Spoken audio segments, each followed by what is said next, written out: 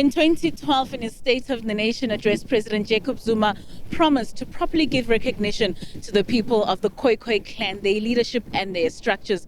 Empa a sa etsahala na seo le hore batho bana ba phela jwang mo setjhabeng sa rona se kopakopaneng hakana. Ra amohela ho Talk SA ka je ke re bua ka batho ba leng hore they of the Khoi clan le hore ba phela jwang mo sebakeng se re leng mo sone. Joining me in discussion right now ke motho o leng hore he's one of the leaders ba Khoragwagwa ka lebitso ke ena ntate Khoi. We welcome you to Talk SA. Kangans. How marginalized are the Khoi people in South Africa?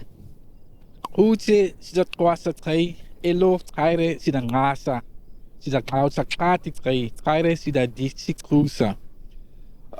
Our people is very marginalized and almost forgotten. We've been so marginalized with false identification, just with everything, you see. So we feel very marginalized in South Africa. We need a place under the sun. We need our language to be acknowledged. We need our culture to be acknowledged. So this is what we really need as our healing. Well, let's take it back to our mobile studio. More tla ba re kopana le one motse wa batho ba leng hore ba tswa hone ho Khoi ba tlo re bolela hore ke eng se leng hore Africa Borwa tshwantse e setse hore re tlo kopana re bentho engwe. A re ye.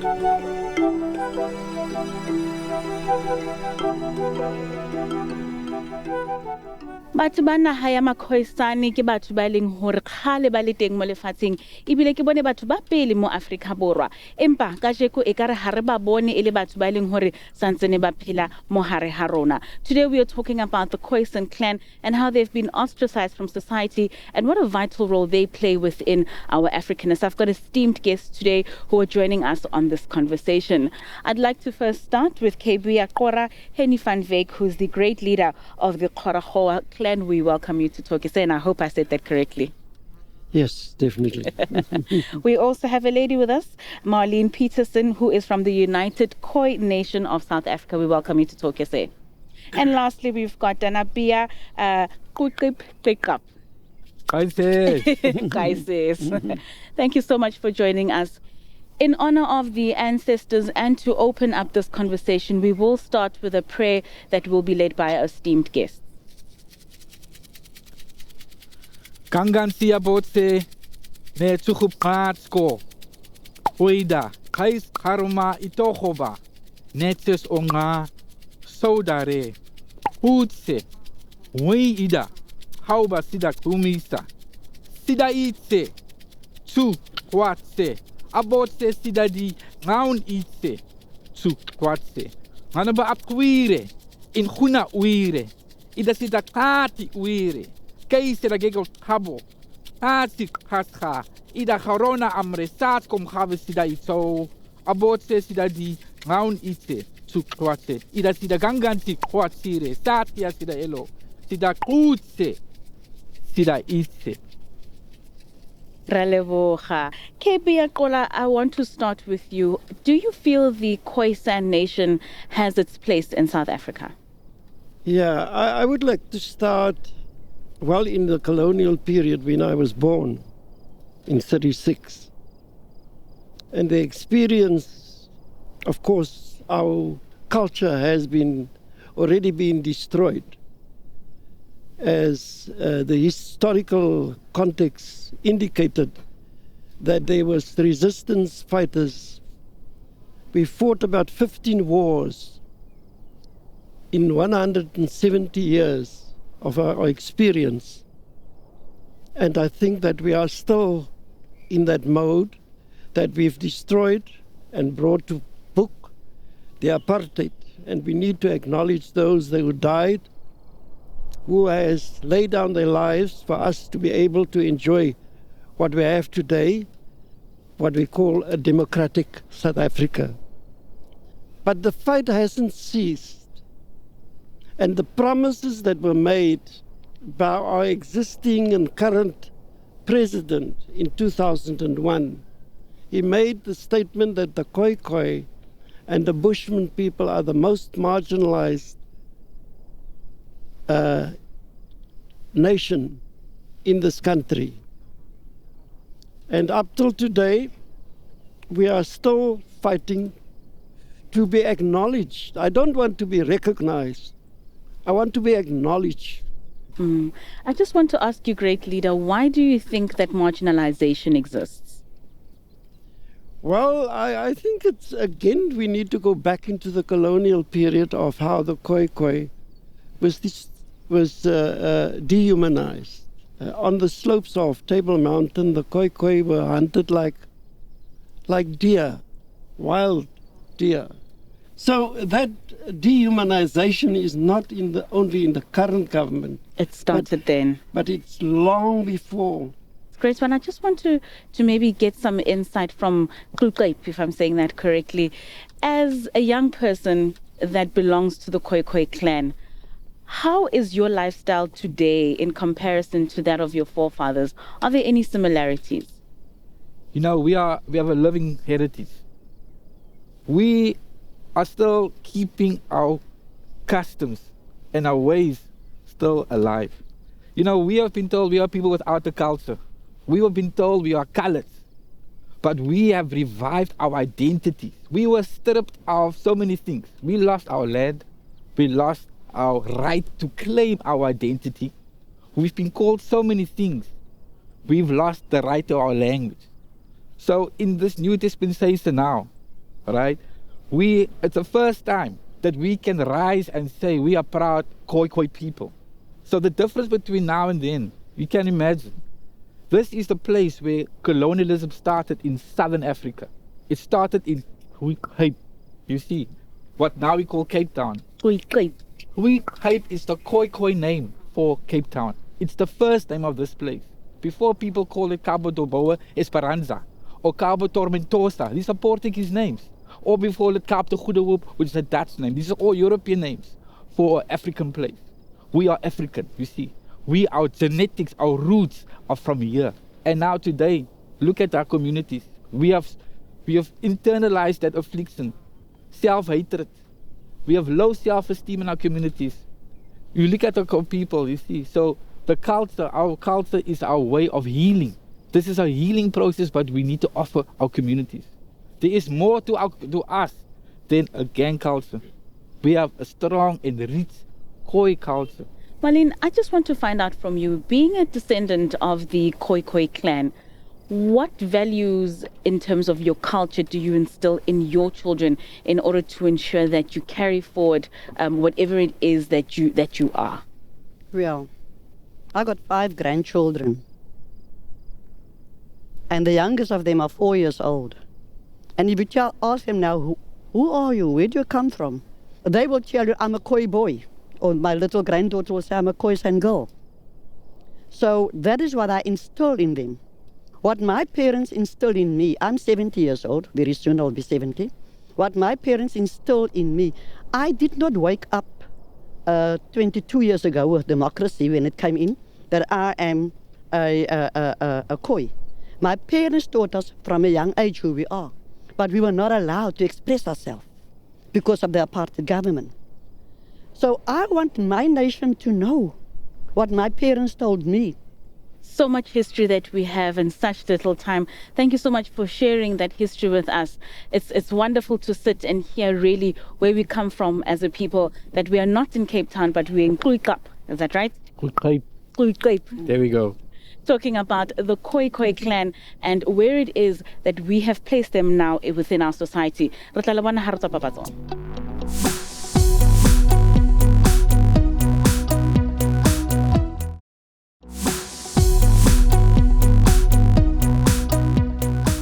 Tavere Talk SA re rutse mona le batho ba di Khoi clan ba leng hore ba re bolele hore ba tswa kae le hore rona re le batho ba naha ya Afrika Borwa re ba tshwara jwang le hore re ba khutlisetsa jwang into integrating them into our societies. Hona jwale, we are now also joined by Reverend Greg Stevens Fick, who's the senior administrator at the United Khoi Nation of South Africa. Raho amohela ho Talk SA.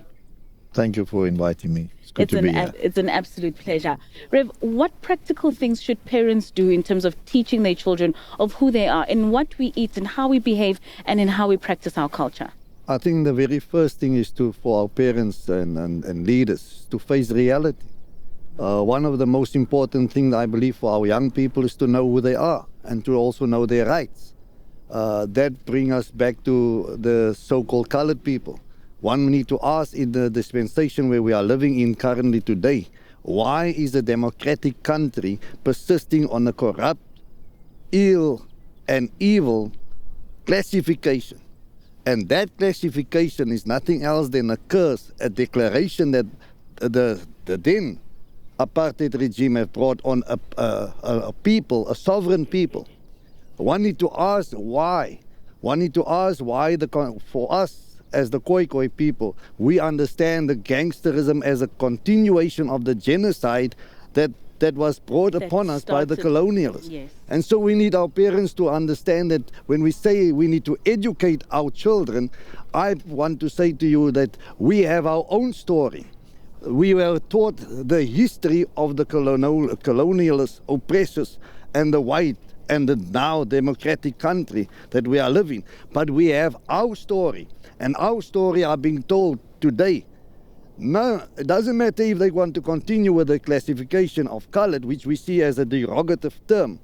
We want to know from the South African government and people, why are we not allowed to say the K word, yet we are allowed to say the colored word? And we are not that. We need to teach our children that they have rights within this land. And it's not for us to say you have rights, and then when they apply for jobs, then the color issue come in. When they want to go forward for education, the colored issue come in. We are not black, because black is just another classification, also brought upon by the colonialists. I can state clearly to you, there was a time in a dispensation when you were not black, but Ngunis. Yes. You see? And we grew up with the Ngunis. I per se come from the Eastern Cape. I'm a Kham. My grandmother was Inkwa. She had no surname. She had only one name. Her name was Fim. And she was a proud African woman. We grew up together. We never had this fighting and gangsterism and all this ills and evil. But we can become different once we recognize the First Nation and give them the rightful place under the sun. I want now community to start asking questions. Who are we and how do we take it forward? We've got very esteemed guests with us today who are able to give us those answers. Our first question. Vandag is ek hier om regtig uit te vind wie is ek regtig? Wat is my identity? Want vir 'n lang tyd op skool het die juffrou vir my gesê dat ek is Khoi, wat vir 'n lang tyd tot hulle my toegemaak. Hulle my eintlik my oë toegemaak. Wat vandag wil ek regtig weet, wie is ek? That is a very good question. Do we classify all colored people as part of the Khoi nation? For myself, you know, where I grew up in Lavendale, that question of who am I is something that was always with me. Because we were told so many things, man. It makes you actually confused. It actually creates a whole thing of like identity crisis, and our people have that, you see. So now this question, when you go to our communities, hulle vra, wie is jy? Wie is jy dan? You see, that's a typical question that you find in our communities, man.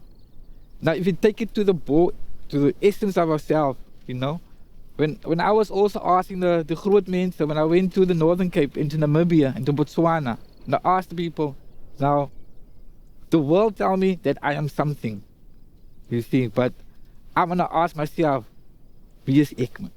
You see, miskien jou haar is bietjie gladder, jou hair is maybe straighter than the other ones, jou oë is bietjie groter as die ander ene. You know, when I asked a group of people that question, they said, you know what, if you look at the tree, the tree can have whatever color of the leaves. In the seasons it changes, right? But if you look at the roots of the tree, the ngoman, right? The pen root of the tree is the root that goes the furthest in the ground. You see, now that is you.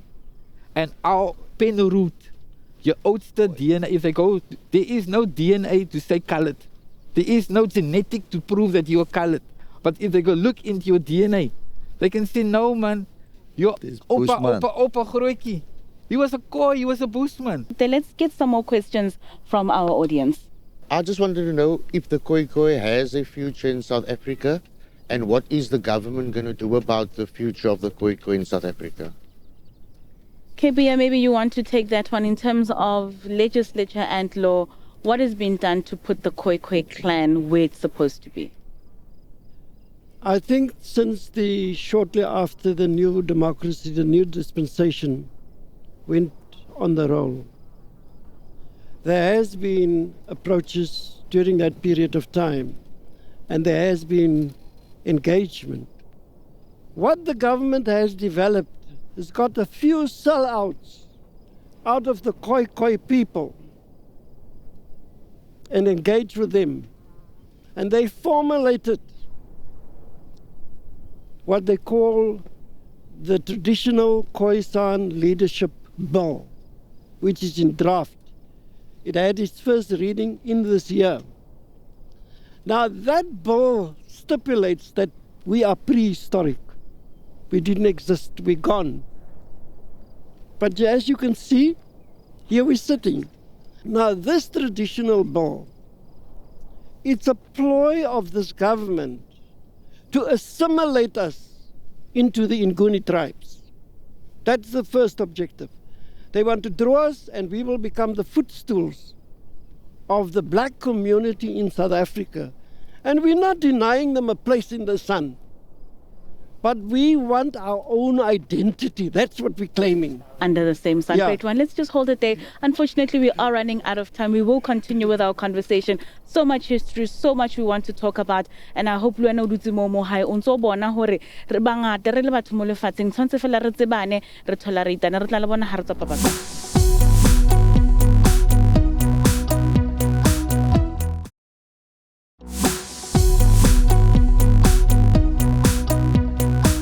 Repeterele amohele hape ho Talk SA ka je ko re bua ka the Khoi clan le hore mo lefatsheng lena la Afrika Borwa ho etsahalang ka batho bana le lona la ibonela re rutse le batho ba leng hore ntse ba itse setso sa bone mpepho ke ye ntse tshisa ntse re bitsa one madlozi a rona hore a tlo re tshwarella ko pele ha ntse re bua ka yena taba ena. Joining us now on Skype is a professor in archaeology from the University of Cape Town, who is Professor John Parkington, who will be telling us more in terms of what we need to do as a society to integrate the long lost clan that is what started this country of South Africa and Southern Africa. Professor Parkington, we welcome you to Talk SA.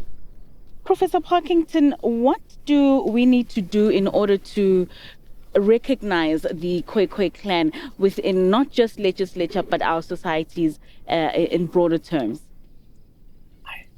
I think the most useful safeguard for that future would be that their structures are democratic, that people, for instance, in small towns in the Karoo or small towns in the Cederberg, where there are many people who could claim Khoi or San or Khoisan descent, it's crucial that they are properly represented. They are properly represented, that they have a say in the claims that might be being made on their behalf, and it's important that they have a say in the way whatever benefits are obtained, in the way that those benefits are redistributed amongst Khoi and San descendant communities. They have a lot to gain because they've been much caricatured, substantially disempowered in the past. So their future is potentially very favourable. It may be that those gains are not in the form of land reclamation. It may be that it's financial compensation. It may be just pride, and it may be just a say, as it were, in the way things are decided in going forward in the future. Professor Parkington, thank you so much for your time. Just to give us a way forward in terms of what you've learned from our discussion for today. Lady, we'll start with you. Hi, as a young woman, as a Khoi woman, my name is Samantha. And I just want the Khoi young women of today to know their identity. And to know their identity, they have to know their language. They have to know where they come from. And I want the Khoi people as today to stand up and come to the front and come and know where their birthplace has started in South Africa, to take it back of where they lost it. Thank you for that, especially coming from a young person. Knowing your roots is so vital. So keep going at it, and I hope you're a true example to other people who are your age within your community. Our next comment is from the gentleman. My kommentaar aan hierdie geleentheid en wat ek hier in die geleentheid kan skep is die volgende: dat hierdie politieke fragment of geleentheid wat geskep is vir ons breinmense, moet die politicians oorneem na die wêreld dat ons bestaan as inheemse mense en nie net as mense wat nie bestaan nie. Die rede daarvoor is vir die volgende, dat ons eerste besluit as kleerlinge was gebesluit op 'n politieke arena. Ons tweede besluit as Africans was gebesluit deur hierdie government as swart. So al twee hierdie terme beteken dat indigenous people nie bestaan, die inheemse mense nie bestaan nie. So dis hoekom ek vra dat die boodskap, die politicians moet die boodskap oordra vir die wêreld dat inheemse mense bestaan in Suid-Afrika. Thank you so much. And lastly, to my panelists, any closing words in order for us to move forward as a nation? We've got about 10 seconds each. We are running out of time, but I'll start with you, Honorable Great One. Yeah, Emiliano Zapata said, it's better to die on your feet than to live on your knees. And we want to say to this government today that the traditional Khoisan leadership bill is not suffice. We don't want recognition. We want a declaration, an acknowledgement of the existence of the Khoi people. Thank you. Reverend? Yeah, I think in closing, I want to speak specifically to our nation. I want to say it's time that we stand together, we walk together, we hold hands together, and we work towards a better future for our people. It's time for this government to stop the economic demoralization of our people, to push our people down. It's time for them to understand that 80% of our people are unemployed and they also have the right to employment and opportunity in this world. It's time for our people to stand up for their rights and to understand that when this government speaks concerning the Khoi, they are in full knowledge of knowing that they are speaking also concerning the colored people. So the so-called colored classification and those people that is under that classification need to understand that they must come to the party and walk with the Khoi leaders so that we can do best for our people and future of our children. Thank you. And lastly, Dana Bia. I want to say our culture is linked to our language. And we need to be recognized. Our language needs a place under the sun. 11 languages, but not one of them is from the first people of this country. There's something very wrong here. We need something to be done. We need acknowledgement. We've got so many languages. Give us just one language. Just give us one language that we can take up in our schools. We can send our children to primary schools where they teach it. If they can do a program and bring it to schools in all the provinces, or where the greatest demand are. So we need our languages recognized. Thank you, Tanapia, Reverend Fig, as well as Kebi Akora. Thank you so much for your time, for giving us such a valuable lesson in terms of where the Khoi people are from, who we are, and where we're actually going. And also thank you to the community, and also seeing that we all want to know who we are so that we can go forward.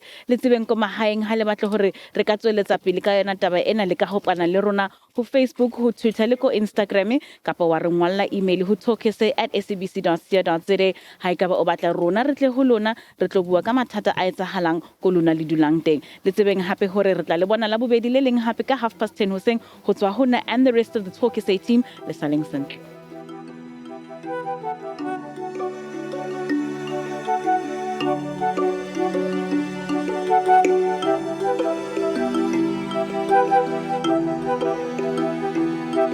Thank you.